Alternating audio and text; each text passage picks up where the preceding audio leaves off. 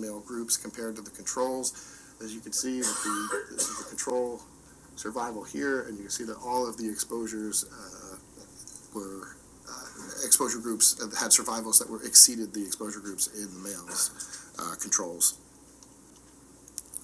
This lower survival in the control group was attributed to high severity of chronic progressive nephropathy. I'll talk a little bit more about this later when we talk about the lesions themselves, and we'll look at the numbers. Primary finding in these studies was an increased incidence in malignant schwannomas of the heart in male rats.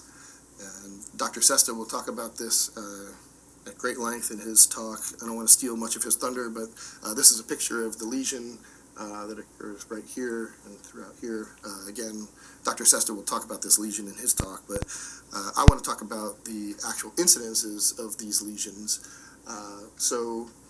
This is, again, the only positive finding that we were able to glean from the study. We see that the incidence here in controls was 0, so there were no incidences of malignant schwannomas in the control animals.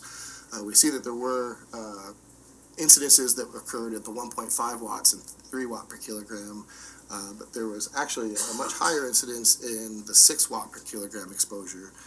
And if you look at the historical controls here, the historical control rate, we see 2 out of 240 animals. Again, this includes the concurrent controls.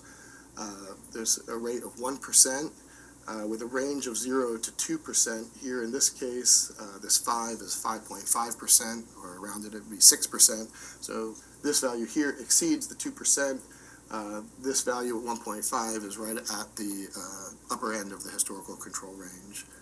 When we look at the supporting evidence from the Schwann cell hyperplasia, which is a preneoplastic lesion that's believed to maybe have the potential to progress onto a malignant schwannoma, we see that there was incidences of Schwann cell hyperplasia at the 1.5 and 6 watt per kilogram exposures.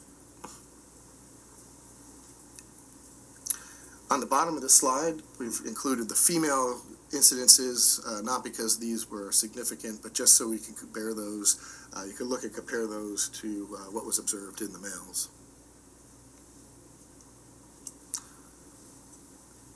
The other thing that was observed here in the 2-year study that, as I mentioned, was also observed in the 14-day study is that we saw an increase in this right ventricular cardiomyopathy. And again, this is something that Dr. Sesta will talk about in further detail in his talk. But we did see that this was a statistically significant increase that occurred at the 3 and the 6 watt per kilogram exposures. This occurred both in males as well as females. Obviously, this occurred to a much lesser extent, but the background rate of this lesion seems to be lower in females as well.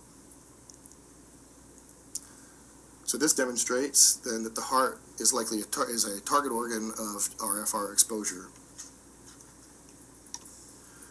So now, just like we did with the mice, we had a collection of lesions that were considered to be equivocal findings. I've gathered these together in this table here. We'll go through these each one by one as we did yesterday for the mice. We did see lesions in the prostate, 2 different types of lesions in the brain, lesion in the pituitary gland, the adrenal medulla, and the pancreatic islet cells. In the males, and we saw that there were no lesions that were considered equivocal in the females exposed to GSM. So first we'll talk about the prostate gland.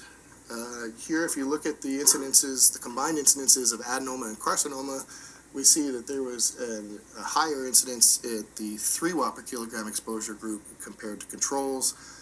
We see that this incidence is relatively flat for the 1.5 and 6 watt per kilogram exposure. So we see this at 3, but not at 6 watts per kilogram.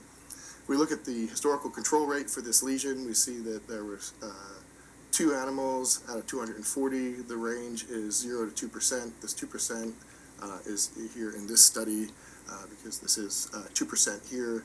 This would be about 7.7%. So we see that the value here at the 3 watt per kilogram exposure exceeds historical controls. The value here at 6 watts per kilogram at 3.3% does also slightly exceed historical controls, but just barely. So based on these exposures, the lack of a dose response, the lack of a statistical significance, however, we do see this increase at one of the exposures, but not at the highest exposure. This decreased our confidence and led us to the conclusion that this was an equivocal finding. Next, we'll move on to the brain in males. We're looking at the malignant gliomas.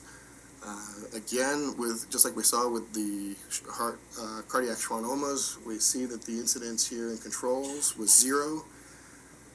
We see that there was incidences that were observed in all of the exposure groups,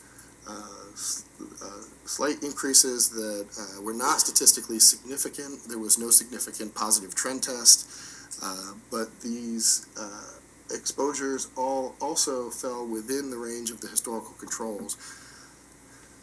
Based on the fact that we saw this in all 3 of these exposure groups, and as well that we saw the supporting evidence from the hyperplastic lesion, the glial cell hyperplasias, which are believed to have the potential to develop into malignant gliomas. We also saw incidences of this lesion in all of the exposure groups.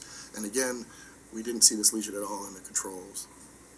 Based on these findings, the fact that these were increased above controls but not statistically significant and were relatively close to the upper limit of the historical control range, we had decreased confidence that these were actually related to treatment. However, we couldn't write these off completely, so we considered that these were equivocal findings that may have been related to exposure to RF. We'll stay in the brain, but we're going to move to a different cell type. Looking at the granular cell tumors, we saw that there was, if we look at the combined incidence here of granular cell tumors, either benign or malignant, we see that we had an incidence of 1 in the control, compared to a higher incidence in each of the exposure groups. We see a relatively flat response across the SARs. But we do see, again, if we look at the granular cell hyperplasia, we do see an incidence of 1 in the control and 1 in the 3 watt per kilogram exposures.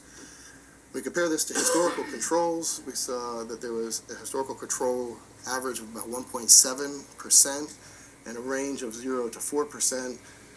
All of these, this would be 3.3, 4.4, and 3.3%. These are towards the high end of the historical control range, but do fall pretty much within, with the exception of this 4.4 being very close to the 4%. So these did not exceed necessarily the historical control range. They were not statistically significant, and there